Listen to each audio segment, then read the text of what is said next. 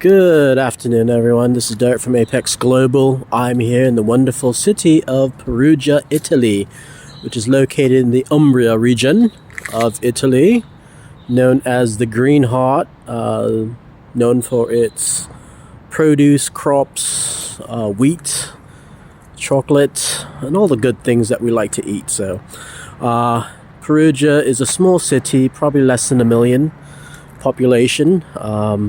So not quite Rome, not quite Florence, but this building you see here is, I own one of the flats there. I'm going to be meeting my tenant. Apparently they had changed the keys, and I need to get a copy of the key so I can make another copy for myself. I won't show you the inside of the flat out of privacy for my tenant. So this is kind of the outside. As you can tell, looks like my condo association fees are being put to good use. So looks like they're changing the outside, putting new, I guess, materials. I think this property was built in the 80s, so it was quite getting there in the years. So this is a government building right here. I don't know what they do, but it's something government functions. So I had bought this property a few years back.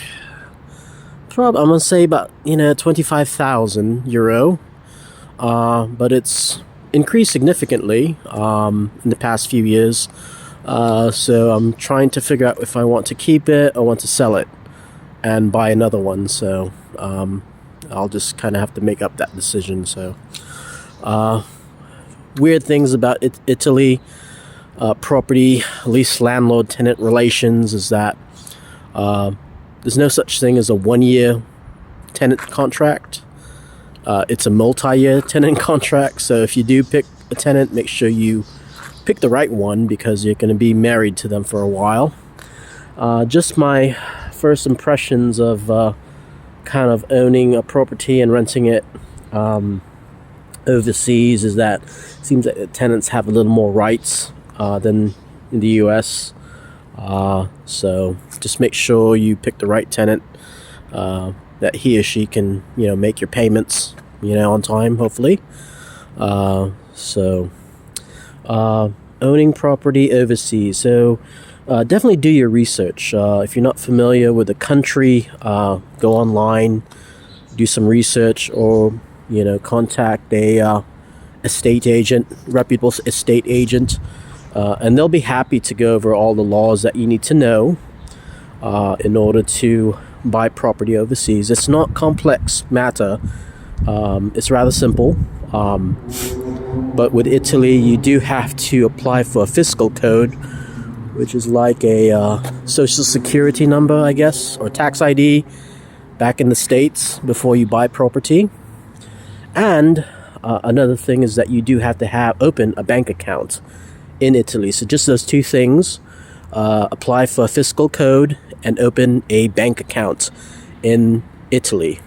So and then you can go ahead and buy property. So those are really the main requirements. Would I buy property from a private seller? Probably not. There's a lot of fraud, scams going on. Not to say that there are any reputable private sellers, but just to be on the safe side, I would probably contact a reputable estate agency. It's worth it. So you don't want to get your money taken from you, with an illegal purchase. So but other than that, I'm waiting on my tenant to give me the key. So let's go look at the property. And if you want to know more information about the property, the photos are on my website, www.apexpartnersglobal.com, and you can click on the link, Italy, and you should see some of the information there. So I think it may be a holiday it's rather eerily quiet today, so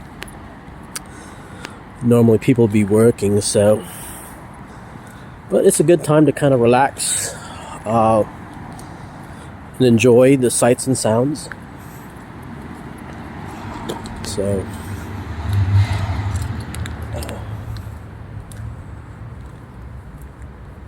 I don't think anyone's working today, so let's go take a look inside.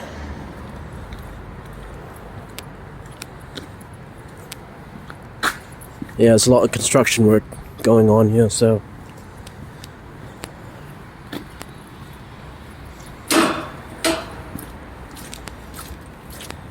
and also another thing about owning property in Italy is that when you do own it, you own it outright. They don't have like a leasehold like you would get in England.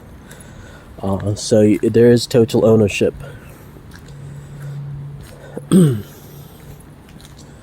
But as with owning a condominium, you do have to pay your condo association fees. And you can pay that yearly or monthly, so.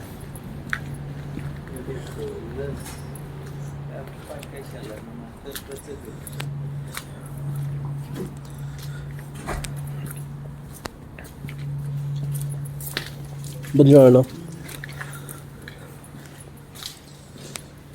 Okay. It's locked. I didn't bring a key. Okay. So apparently I'll need to wait for my client or my tenant because I don't have the key. Fun stuff. Okay, we'll check back later. Thank you.